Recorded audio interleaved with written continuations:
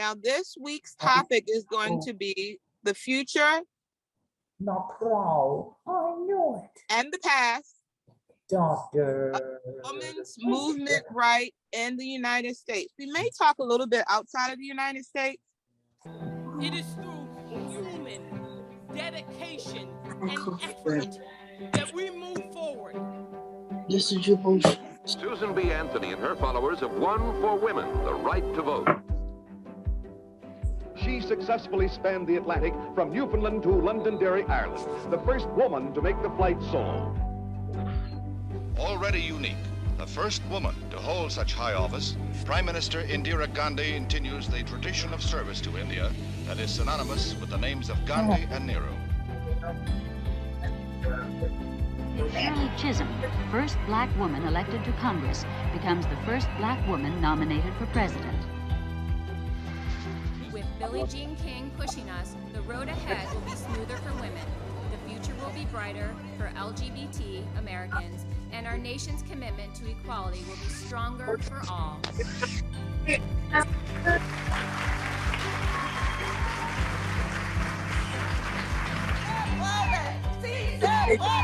You cannot fix the most complicated problems, but you can fight to make them better. What I would want for you girls is that you don't take no for an answer, because no is just some bullshit word that someone made up. We are here to raise our voice. We are here to speak for these children and for all rights, for women's rights. We are here to take an action. Activism works, so I'm telling you to act.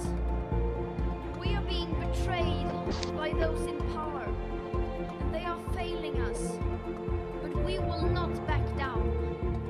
And if you feel threatened by that, then I have some very bad news for you. We will not be silenced, because we are the change, and change is coming whether you like it or not. All right, so before we move on to our next clip, I'm going to stop sharing for a second.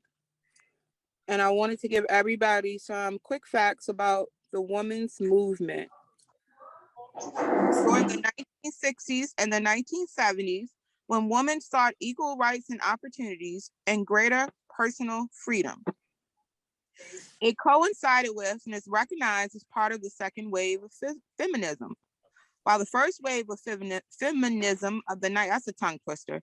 While the first wave of feminism of the 19th and early 20th centuries focused on women's legal rights, especially the right to vote, the second wave of feminism, which we are in now, touches on every area of the woman experience, including politics, work, the family, and sexuality. We talked a bit about the first and second waves of feminism, and they were also called women's suffrage. So now we're going to watch a movie about specifically about the first and second waves of feminism. Wait, votes for women? So between Teddy Roosevelt and Woodrow Wilson and all those doughboys headed off to war, women in this period have sort of been footnoted, shockingly. Mr. Green, I'd never make a woman a footnote. She'd be the center of my world, my raison d'etre, my joie de vivre. Oh, me from the past. I'm reminded of why you got a C+ in French 3. Let me submit to you, me from the past, that your weird worship of women is a kind of misogyny, because you're imagining women as these beautiful, fragile things that you can possess. It turns out that women are not things. They are people, in precisely the same way that you are a person, and in the progressive era, they demanded to be seen as full citizens of the United States. In short, women don't exist to be your joie de vivre. They get to have their own joie de vivre.